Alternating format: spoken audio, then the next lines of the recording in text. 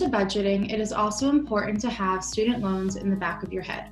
With the class of 2019 nationwide, 69% of students took out student loans and averaged a loan debt of $30,000 per student. In Massachusetts, the average student loan debt for public and state universities averaged just over $30,200. And if you look at the average student loans for private universities in Massachusetts, the average loan was around $32,000. Don't let these numbers scare you away from seeking a higher degree. There are so many ways to go about borrowing aid and being rewarded with financial aid. Student loans are important to think about when entering college and when planning out finances and saving for your future. There are three main types of federal loans, which include direct subsidized loans, which are given to eligible undergraduate students who demonstrate a financial need for assistance.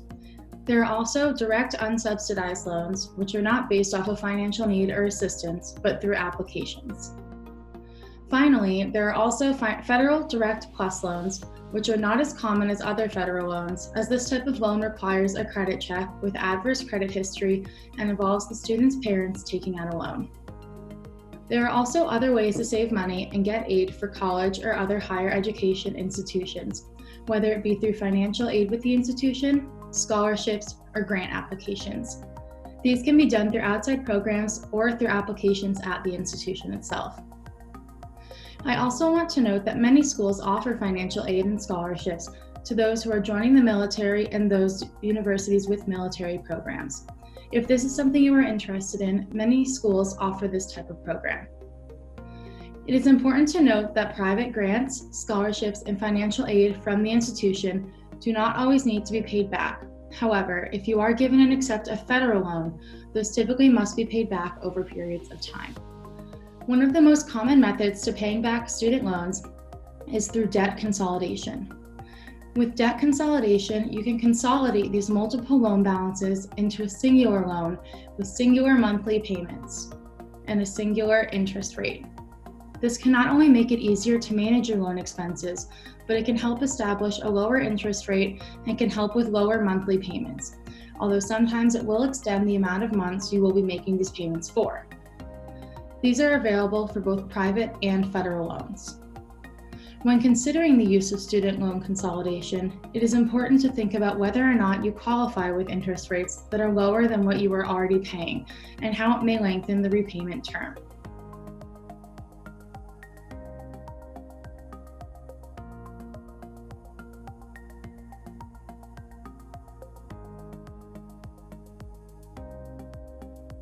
As mentioned, monthly budgeting and living expenses are so important, but making savings a part of your monthly budget will help to save for major purchases, unexpected expenses, and eventually retirement.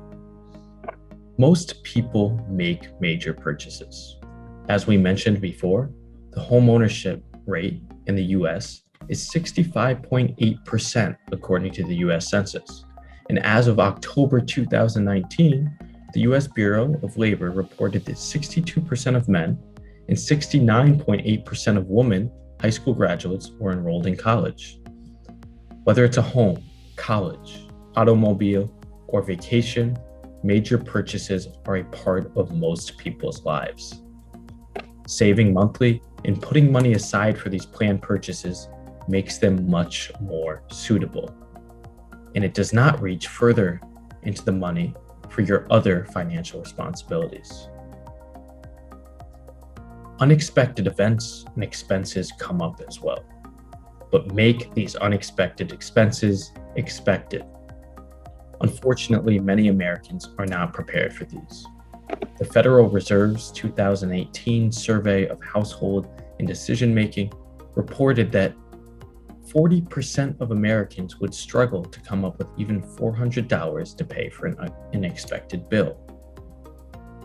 Whether it's medical expenses, a major auto or home repair, or unplanned travel, unexpected expenses are simply a part of life, so be prepared.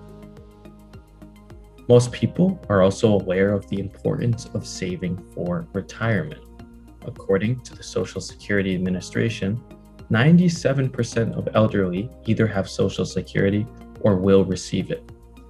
but this only provides the minimum amount of protection, and it is not enough for a comfortable retirement.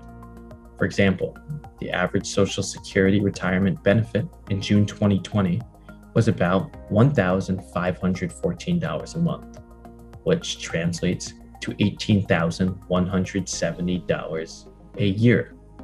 That is not enough. A comfortable retirement usually requires personal savings and employer-based plans.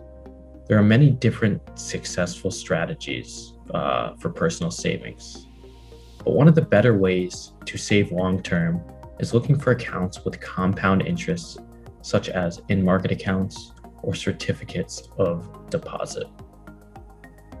In this chart from the calculatorsite.com, one could see that the compound interest shows much more growth than regular interest and obviously principal. So why is compound interest so effective? Tom Wheelwright from richdad.com explains this very well. Propose you deposit $10,000 into a CD at the bank. The interest rate you earn is 5%. After the first year, you'll earn $500. Now you have $10,500 in the bank. The interest rate of 5% is applied to both the original $10,000 and to the $500 of interest you earned over that previous year. That is why compound interest is so effective. And savings in general are very important, but learning the strategies of how to save is crucial to making the most of your savings.